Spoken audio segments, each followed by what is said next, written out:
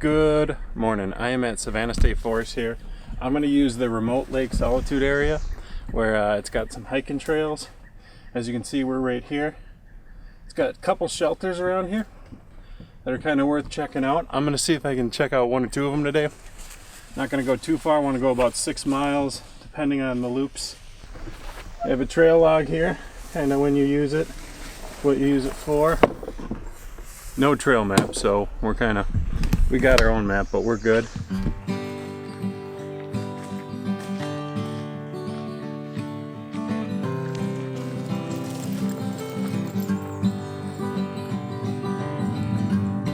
The trails themselves are, this trail is not that well used or packed down. It is cleared, but there's definite high overgrowth everywhere.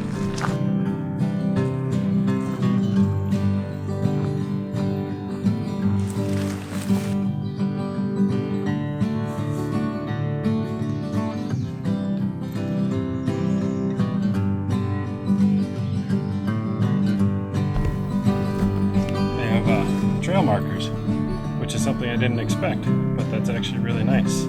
Savanna State Forest is actually really nice with all the you got a little bit older growth in here, so there's a bunch of old pines and such, which are good for hanging for the hammock. So this is kind of a nice area aside from the thousands of bugs to camp.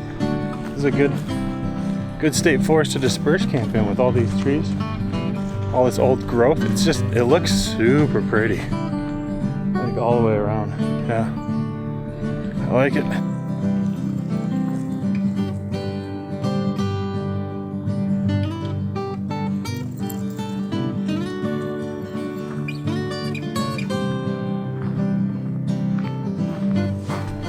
Ooh, bugs are bad. I keep coming across all these splits in the trail, and while there is a marker at this one telling me to go up this way, it is a little confusing. I think there's like a lot of old logging trails that they cut in here to the sides and stuff, but the problem is those markers that I saw in the beginning, the trail markers, they've mostly disappeared. This is the first one I've seen in a while, so be careful. Trails are kind of hard to track on here. I thought that we were good in the beginning, but we're not.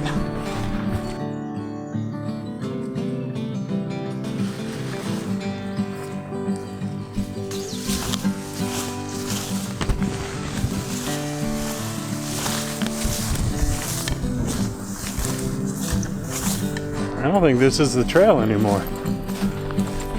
If it is heavily overgrown. Yeah. Which makes it kind of tough for hiking. There's a trail marker. And that's what your trail looks like. It's just overgrowth everywhere. Hey, Pump. Cool.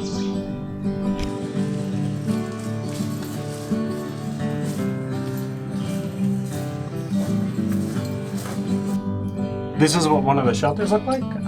They're just basically, they're your standard shelter for Minnesota.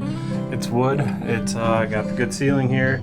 It's good for taking a break. Although it's not recommended that you camp in them for other guests, you just find a spot to camp. You can just bring a sleeping bag and come camp in here. It's a nice shelter. They got little nails hanging up here along the line here so you can hang wet clothes or anything like that. They got some hanging off on the side here. It's got a bench for sitting and resting. You know, it's got a roof. As you come out, you got the lake on one side here, and then you got another lake over here. It's about 2.5 hours north of the Twin Cities to get up here. And it's kind of in the middle of Minnesota is where it's at. And I guess it's a tough call to decide where you want to go and what you want to see, because 2.5 hours north gets you to the Superior Hiking Trail on Duluth, next to Lake Superior, gets you to Jay Cooke State Park, you know, the river. I guess the one thing that Savanna State Forest has going for it is, or a couple things is, it's free. There's 12 miles of hiking, and it's not that strenuous of hiking. It's got 16 miles of ATV trails, class 1 and class 2, and it's a lot more private. You're not going to have a lot of people, you know, running around Savanna State Forest right now, especially in the summer when it's buggy, so you know that you'll get your privacy. Only in the remote management area are you going to find these shelters. The state forest is spread out all across Aitkin County, I believe. I maybe said that wrong. But only in this small little spot on the map on the DNR that you can see are these shelters where you can hike in on some trails. So your water sources would be either one of the lakes. The smaller lake looks more accessible, while a remote lake, which your view is kind of blocked by the trees, is this more expansive lake, and it's just pretty looking, but you got to kind of look through the trees for it.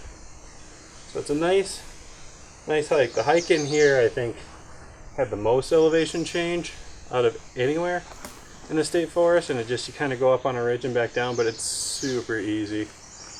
Yeah, you're basically just walking through the tall grass. That's the only tough spot. And I have two friends that are coming up, and they're going to backpack in. They are going to either take this site here, or they're going to go to a different site that they were eyeing up, but they're not sure if there's going to be a water source there. So a lot of the places don't have a steady water source. Remote Lake is one of the ones that does.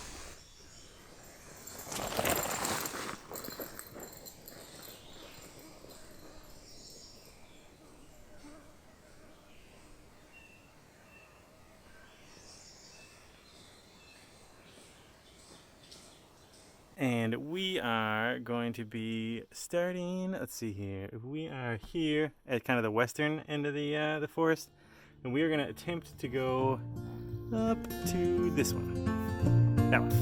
Took longer to get ready than we expected. It's about 7:26 now actually, but you can really see the how overgrown it is. This is the part that's, you know, semi-maintained, but you can definitely see it's quite thick and definitely ticky.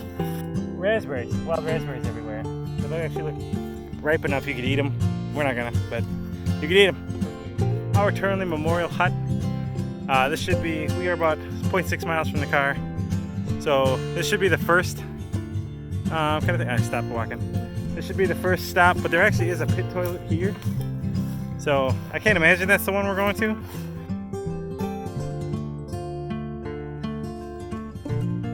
Came down a little hill and we found that lake we mentioned. Looks quite impassable. It has been raining a lot here apparently, and according to the map we might have had to go through it.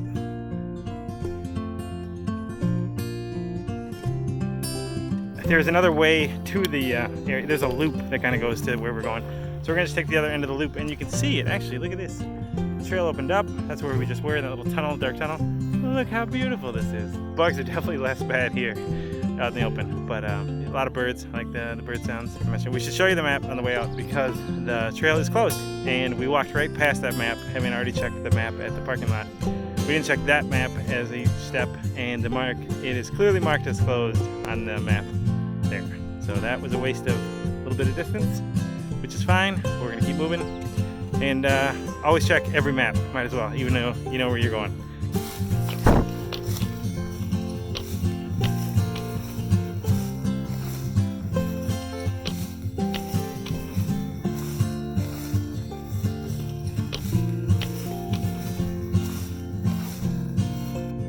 There is a giant spider web going across the trail, and in the spider web is, let me see if I can find it, a giant moth. They got enormous. Like, here's my handle. You can see it's like the width of my handle. That thing is a beast. Hey, we found the what do they call that? The shelter. Not very big, just a little bench. We're not gonna camp here. You can see we actually saw back the way we came, not very far at all. Very nice spot. That was dry and had good trees. So we're gonna just head back there. We don't need the shelter.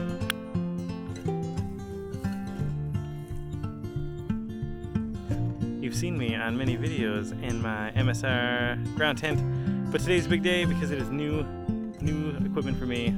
I am also in a hammock. They finally got me to go to a hammock. I picked up a bunch of equipment used on Reddit. So I have the War Bonnet XLC as well, but mine is just a single. I also modified a Costco quilt, one of the Costco quilts I was using down on the ground. And then I have just a cheapo tarp that I bought on Amazon for like 12 bucks. It is heavy. The tarp is like 2.5 pounds. So I think my next DIY project is going to be a tarp. Boop. Nature's Pest Defense. They're just citronella mosquito incense. And I lit 3 of them when we got here, and it cleared out.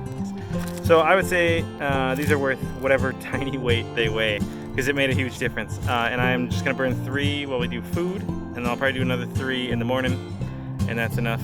But they're definitely worth it. These made a big difference, these guys. All right, we are up in the morning. We've been up for about an hour and a half. It is at 8:20. We are not moving fast. I think the temperature is like 70 right now. It got pretty good last night. It got down to like 57, 58. I slept really good.